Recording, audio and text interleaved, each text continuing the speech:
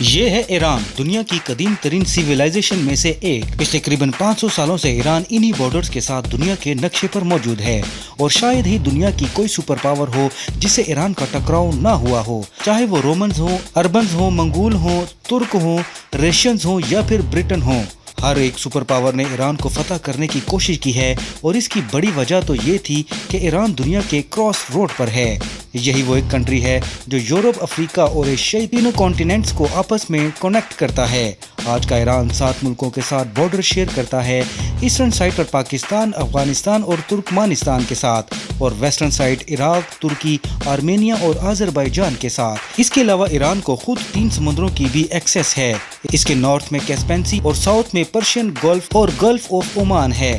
ایران کی southern side پر ہی دنیا کا سب سے اہم اور خطرناک پوائنٹ بھی ہے، جسے اسٹریٹ آف ہارموز کہتے ہیں۔ پوری دنیا کی 20% آئل اور گیس کی سپلائی اسی پوائنٹ سے گزر کر آتی ہے۔ اسٹریٹ آف ہارموز کے ساتھ یہ 7 آئرلینڈ بھی 1970 سے ایران کے کنٹرول میں ہے، حالانکہ اس سے پہلے ان پر UAE کا کنٹرول تھا۔ اسی طرح ادھر کیسپین سی میں بھی یہ اشورا ڈے آئرلینڈ ایران کے کنٹرول میں پچھلے 40 سال سے ایران ویسٹرن ورلڈ کے لیے ایک درد سر بنا ہوا ہے۔ لیکن آخر ایسی کیا وجہ ہے کہ اتنی پاورفل آرمیز اور اکانومیز ہونے کے باوجود ابھی تک کوئی بھی ویسٹرن کنٹری ایران پر اٹیک کر کے اس پر قبضہ نہیں کر سکی؟ سب کنٹریز جانتے ہیں کہ ایران پر ڈائریکٹ اٹیک کرنا بہت زیادہ بیک فائر کر سکتا ہے۔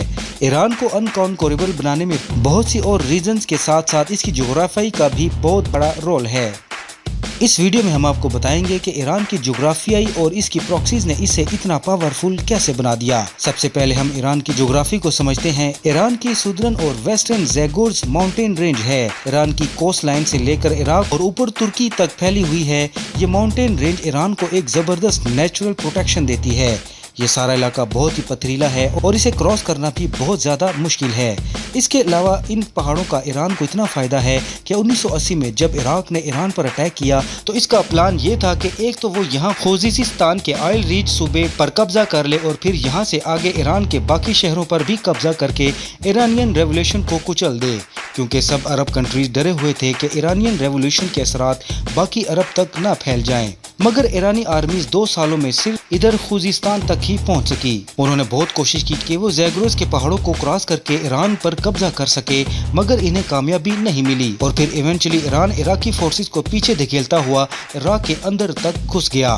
مگر یہاں ایران کو بھی یہ مسئلہ آیا کہ جہاں عراقی آرمی کو آسانی سے اس کے شہر سے سپلائی مل رہی تھی، وہیں ایرانی آرمیز کو سپلائی پہنچانا بہت مشکل ہو گیا، کیونکہ ایران کے سارے بڑے ڈیپو اور شہر زیگورز ماؤنٹین رینج کی دوسری طرف سے۔ یہی وجہ ہے کہ 8 سال بعد یہ وار بغیر کسی نتیجے کے ختم ہو گئی، اور دونوں کنٹریز کے بارڈر میں 1 انچ بھی چینج نہیں آیا۔ اسی طرح ایران کے ناردرن سائڈ پر کیسپین سی کے ساتھ البروز ماؤنٹین رینج ہے، جو اسے ناردرن سائڈ پر پروٹیکشن دیتی ہے، اور یہ پہاڑ صرف ایران کو نیچرل پروٹیکشن ہی نہیں بلکہ بہت سے ریسورسز بھی دیتے ہیں۔ یہ دونوں mountain ranges uranium, silver, gold اور زنک سے مالا مال ہیں۔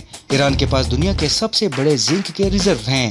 اسی طرح 20th سینچری نے ایران کی اس جغرافیائی کو 4 چاند لگا دیے، جب یہاں پر پرشین گلف کے پاس آئل اور گیس کے بہت بڑے ریزرو سکور ہوئے۔ آج کی تاریخ میں پوری دنیا کے 10% آئل اور 15% نیچرل گیس کے ریزرو ایران کے پاس ہیں۔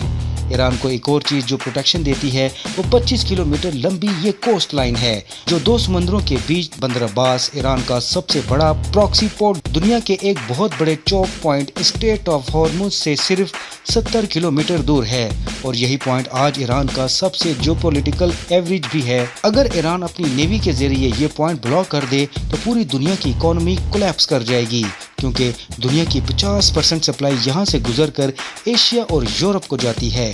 اب اگر فرض کر لیں کہ کوئی یہ کوسٹ لائن اور یہ 2 ماؤنٹین رینجز کراس کر کے ایران کے اندر بھی جائے، تو یہاں پر دوسرا سب سے بڑا بریے دشت لوت اور کور ریگستان ہے۔ لوت ڈیزرٹ کو دی ہاٹسٹ ریز آن ارتھ کہتے ہیں، کیونکہ 2005 میں یہاں پر 70 ڈگری ٹیمپریچر ریکارڈ کیا گیا تھا۔